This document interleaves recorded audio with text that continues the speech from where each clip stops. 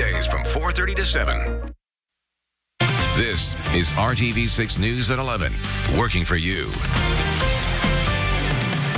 Welcome in. The Democratic nominees for president have been racking up delegates this Super Tuesday. Voters in more than a dozen states casting their ballots for the person they would like to see running against President Trump this November. So what role does Indiana play in the primary process? We still have 2 months to go until Election Day in the Hoosier state.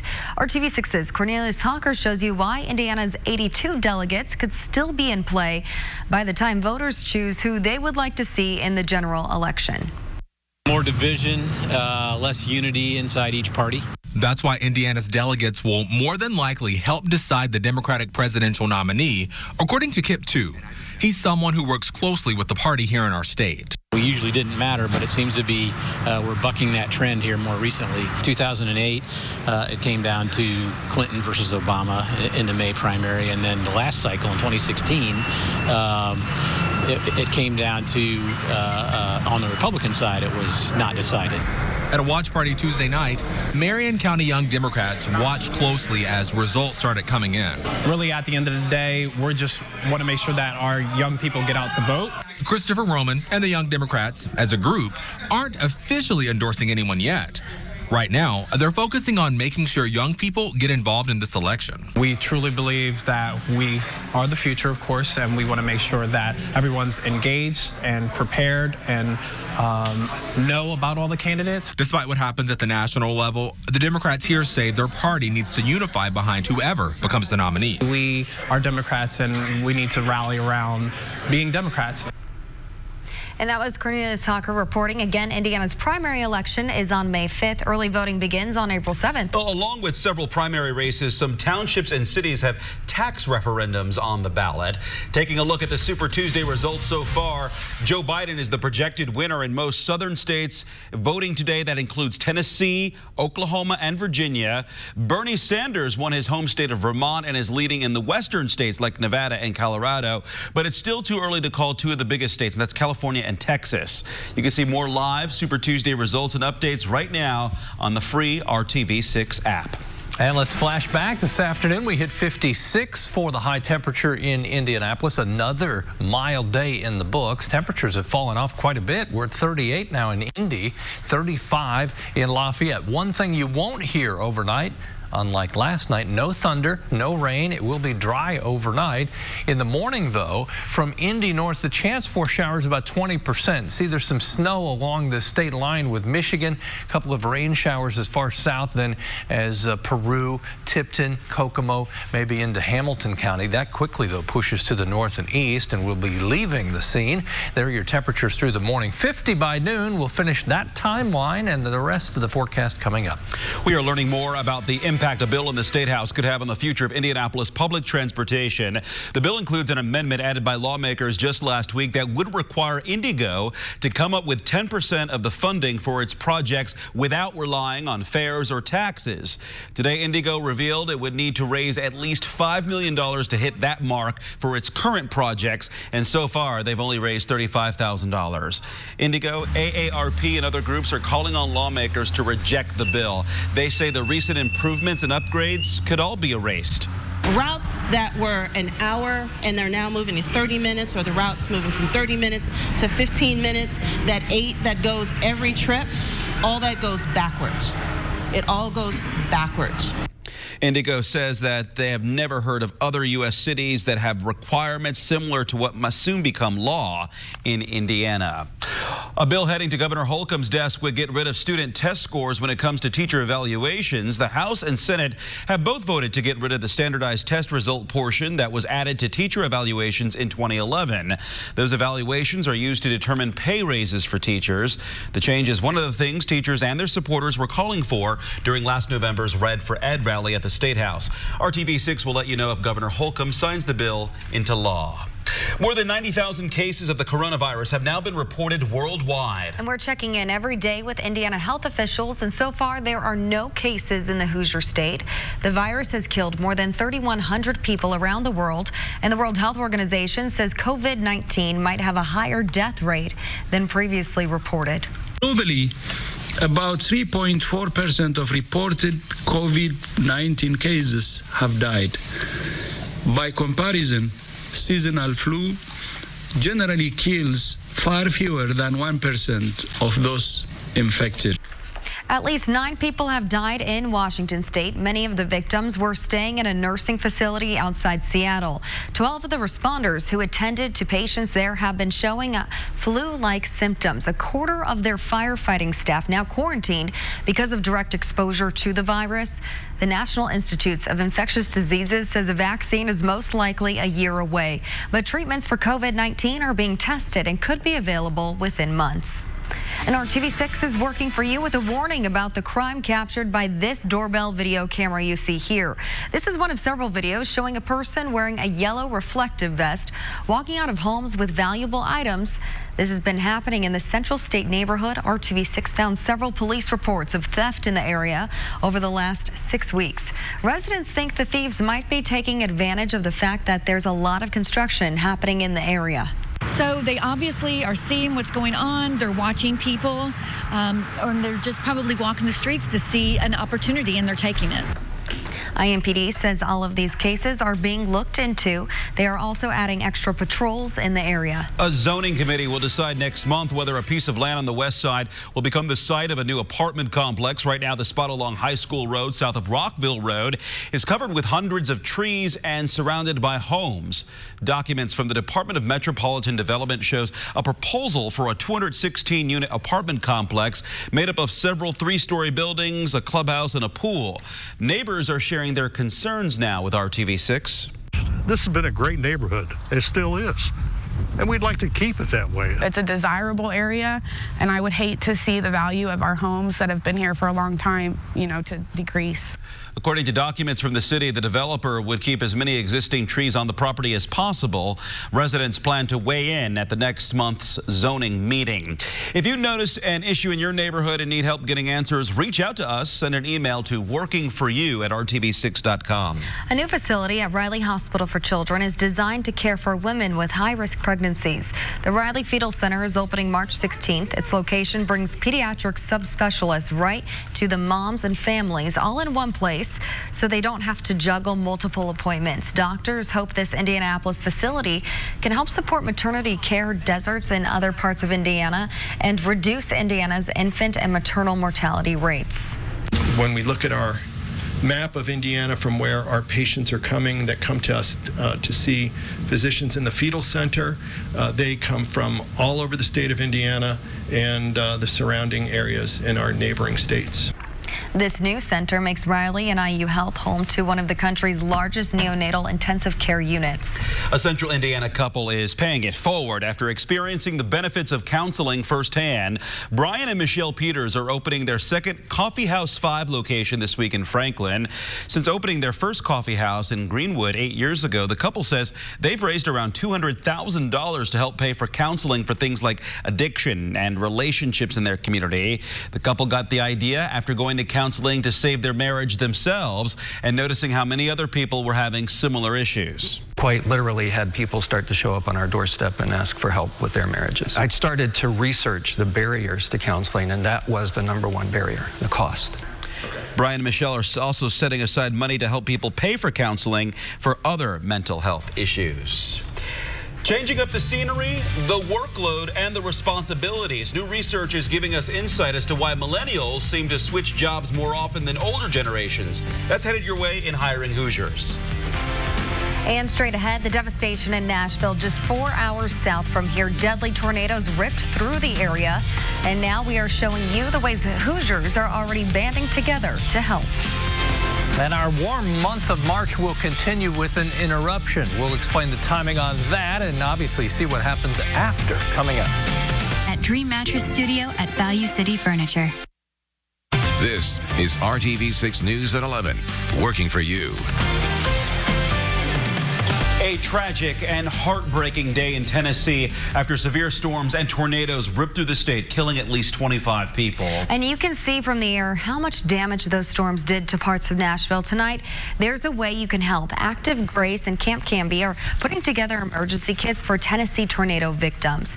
They have already received donations, and volunteers got to work tonight putting together dozens of kits, but they still need toiletries, clothes, and other basic items to keep the effort going. Active Grace and Camp Canby provide resources from people experiencing homelessness. Some of the people they help year-round gave back by volunteering tonight. I think it's just like a charity circle, you know. We to keep good things in our life, we do good things for others, and you know, I think that's a method that the camp and Active Grace have really worked on. We are thankful for the prayers and appreciation, the time that people even consider just thinking about this mission and what we're able to do. The emergency kits will be brought to Nashville in the next 2 weeks. Camp Canby and Active Grace are accepting in-person donations and financial donations at activegrace.org. And even though it's the last thing on many minds in Tennessee, voters there were given a few extra hours to get to the polls and vote in today's primary election. Camilla Bernal is in the ground in Nashville with a look at the destruction and efforts to find more people who might be in collapsed buildings. Piles of rubble and the devastation of buildings and neighborhoods, that behind every pile really represents people. It's businesses that have lost, it's families that are hurting. It's people that have really seen the destruction of this. A powerful tornado leaving entire communities leveled in Tennessee. The storm striking under the cover of darkness, leaving behind a trail of carnage in the middle of the night. Tennessee's governor says the people of his state need hope more than anything else. I talked to a person today who had lost everything that they owned completely. They're, walking through rubble trying to find the last pieces of what they owned. And they had previously, earlier in the day, been called upon to identify bodies of victims. The National Guard has also been deployed to help search for people who might be buried in the devastation. There are missing people. There are still people that are unaccounted for. And President Trump is planning to witness the loss firsthand on Friday. Our hearts are full of sorrow for the lives that were lost. It's a vicious thing, those tornadoes. In Nashville, I'm Camila Bernal reporting. The weather here was pretty nice today, though, Kevin. We've been nice lucking today. out. We had some thunder last night, and of course, those tornadoes didn't hit until almost 2 a.m. In the Nashville area. A little later than that, east of Nashville. And that's what made it so tough for people there. It's the worst possible time. Yeah. That's why with Storm Shield app, a weather radio, you have to have something that will wake you up in the middle of the night, the alarm going off when there is a warning. Still not known how many tornadoes there. At least one long track tornado, probably two. We'll wait and see. Winds of 160 miles per hour. EF3 damage reported in a couple different spots. Okay, non-thunderstorm winds today at 46 miles per hour. That was this afternoon. Our wind right now much calmer and will stay that way tonight. I think we'll see the wind kick up again tomorrow morning and gust over 20 miles per hour as we go through the day tomorrow. And temperatures will be in the low 50s. We look off to the northwest tonight. There's a little bit of snow here and some rain showers cutting through Iowa that will make its way across the land of Lincoln and into north central Indiana during the morning hours tomorrow. Could have a couple of very light showers mixing with a snowflake north of Peru and just rain showers south of that just for a period in the morning. 38 in Zionsville, 40 in New Pal, other temperatures right at 40 degrees. As you look at regional readings, 34 in Peru, almost 40 in Bloomington, Columbus right now, the warm spot at 45. This is what we'll wake up to. Temperatures in the 30s, most locations, upper 30s. That's the jumping or launching pad to 51 for the high tomorrow afternoon. Thursday, 53 degrees. Then we take a hit, but just for a day, really. Temperatures in the low 40s on Friday. Then we'll start to recover over the weekend. Tomorrow morning, a couple of sprinkles of very light showers north of Indy to around Peru. North of Peru, you may have some snow. That drifts to the east and out of the picture, leaving us with more sunshine in the afternoon hours tomorrow, more clouds in the morning. 49 at noon, temperature in the afternoon 51. The wind again gusting over 20 miles per hour. Here's your Wednesday windy forecast. Temperatures will stay in the low 50s, as we mentioned. 55 down in Bloomington and Columbus for the afternoon high. Thursday, more clouds in the morning. Temperatures around 53 for the afternoon high. This is Thursday night into Friday morning.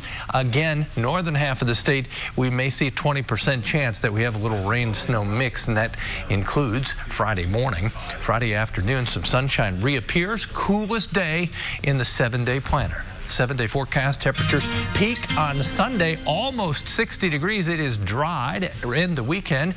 We're back to rain chances, but temperatures stay in the 50s on Monday and Tuesday. All right, and enjoy that Sunday. It'll be the first day that you get a lot of daylight. I know, a lot to look forward to and really nice temperatures. Brad's here with sports. Hey, Brad. Hey, good evening. Basketball, March, here we go. Final week of the regular season for the Big Ten men's teams. The standings are so crowded in the middle. Every game in these last days will decide the seeding for next week's conference tourney here in Indy. Purdue at Iowa tonight. They were in need of a huge road win, and they're coming up with another big performance. The Boilers scored 104 in their last meeting against Iowa. They dominated the first half tonight as well. Travion Williams working the post. Purdue built a 10-point lead in the first 13 minutes. Iowa coach Fran McCaffrey was frustrated with everything. He got teed up with 5 minutes to go in the first half. Purdue kept piling it on. Evan Boudreau wide open for 3. Purdue up 19 at that point, still in the first half. 17 was the margin at the half. Boilers taking care of business in the second. Eric Hunter Jr. hits the 3. He scored 13 in the game. This one's in the final minute. Purdue's up 10. Looks like they're going to win another one. They close out at home Saturday against Rutgers. That'll be a huge game at Mackey Arena. Well, it's a special midweek edition of Hoosier Hoop Hysteria, the first night of the boys basketball state tournament. 402 teams in it at the beginning. Only 8 will get to play at Bankers Life Fieldhouse when the road ends. For many of them, that journey starts tonight. We were at Noblesville at 6. Zionsville and Fishers on the court then. It was 12-10 at halftime. Pick it up in the third. Alex Silyaji, 3 for the Tigers. They opened a 5-point lead. Points were still hard to come by in this one. Anthony Scales inside for the Eagles, the and one. They took the lead to the fourth. Fishers goes back up by 1. Dominic Castellani at the top of the arc. That was their only field goal of the final quarter. Closing seconds. Game tied. Gunnar Venata finds Jackson Hughes at the buzzer. It's good. Zionsville storms the court with the winner. They only scored 23, but it's enough for a 2-point win. They move on to face Westfield. Yeah, we were just going to get Anthony the ball, and he's been having a great game, and I was a little off today, but we got Gunnar the ball in the post. I dove, and I just hit that fadeaway. I've been working on it all week. Me and Gunnar have been working on that play all week, so props to Gunnar on that play. Many times when we got down 5, it looked like, if we don't get a stop or we don't get a score, they're going to put us away, but credit to our kids for going out there and getting the job done. That shot by Hughes, as soon as it left his hands, I saw it high and soft off the glass. I knew it was going in. Game number 2 up there had the defending 4A champs. That's Carmel taking on Hamilton Southeastern. Royals in the black jerseys. They won the regular season meeting by a point. Mabor Majuk, first half, 1-point game at the break. To the third quarter, Nick Frischi, look at that wild one up and under at the buzzer. Carmel up 5. Heading to the fourth. Royals would pull even, though. Cole Hornbuckle drives and scores. He had 18.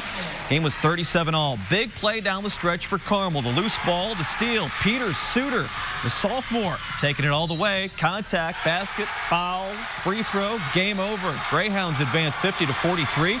Brian Waddell led the scoring with 19. They get host Noblesville at the Mill on Friday night. The biggest game of the week, potentially of the month, is actually tomorrow night. Lawrence North at Lawrence Central. The teams are ranked 2 and 3. LN won both games during the regular season. Both teams are 22-2. Full recap for you right about now, tomorrow night on the news at 11. The opening game of that sectional was tonight. Warren Central taking on Arsenal Tech. Warriors up big early. Derek Jefferson underneath. Micah Moore with the nice assist. Dubsy had 24 in the opening quarter. Moore in the second. Malik Stanley drives, draws the contact, and scores. He had a game-high 19 points. Warriors were up 25 at halftime. Xavier Gilliard for 3 in the third. Warren rolls to the 83-47 win. They'll play North Central on Friday night. One more for you tonight. 3A sectional at Shortridge. Guerin Catholic taking on Brebeuf. Braves get the early edge. Jay Higgins muscles his way inside. Nice move underneath the basket. He had a couple of baskets early for the Braves. Jaden McMullen for the triple. Brebeuf hanging on to an early lead. Guerin answers right back. It's Caleb Edwards on the drive. Quick move. Nice finish down the middle of the lane. But Brebeuf will take this one tonight. Austin Ezel drives, scores as he hits the deck. 2-point margin at the end. Brebeuf advances to face Chittard on Friday. And an amazing moment tonight at the University of Vermont. Senior night there. Josh Spidell, the young man from Columbus, Indiana, getting his first start. Nearly lost his life in a car accident 5 years ago. Vermont kept him on scholarship. He's been a part of the team all along during his recovery. And tonight, his first college points. The University of Albany, the opponent, part of that as well. A special evening for everyone involved. Vermont won that game 85-62. Such an amazing journey for that young man. Great to see that. We'll have some more in the days ahead here and what came out of that. Just a great story here to finish off the regular season. Remember watching that early on and just how so many people rallied behind it. Yeah, and the Vermont community really embraced the whole family up there. Yeah, good to see. Hey. Thank you, Brad. Well, up next in Hiring Hoosiers, a local high school is helping students harvest their creativity, setting them up for success in the future. Personalized arch support fitting at the Good Feet store. Welcome back. Hiring Hoosiers is connecting you to career opportunities and exploring trends in the job market. Recruiters say young people, especially millennials, are switching their jobs more often than older generations. Experts say part of the reason is that workers are in high demand, so millennials have more options to find things like bigger paychecks, better work-life balance, a healthy company culture, potential for career growth, and managers who value them. 75% of employees ages 18 to 34 view job hopping as beneficial.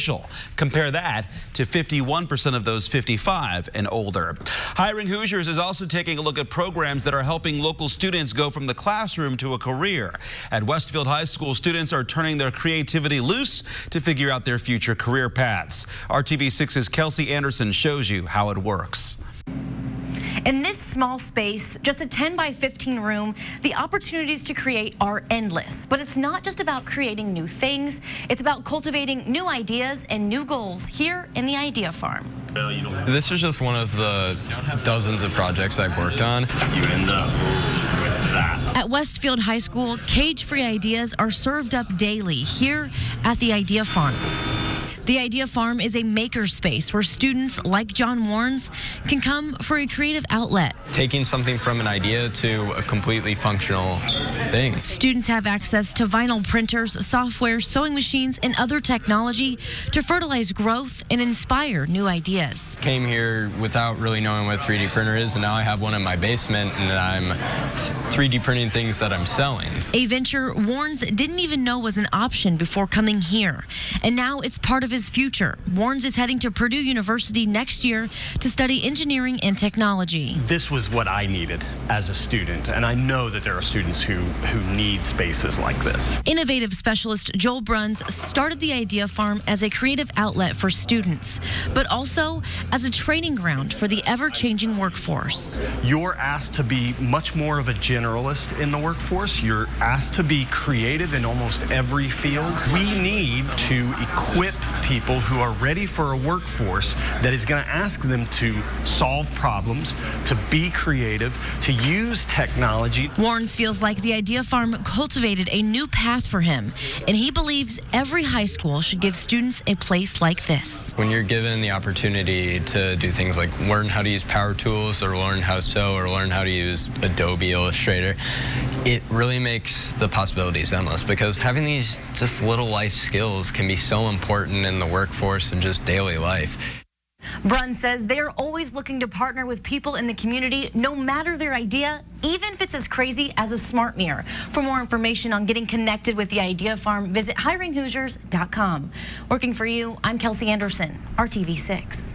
And you can learn more about the Idea Farm and other local career programs by going to hiringhoosiers.com. We'll be right back. That easy. Call 1-800-CALL-KEN. Let's give you a final look at the results of Super Tuesday tonight. The Associated Press is projecting Bernie Sanders the winner in California. The race in Texas is still too close to call at this point.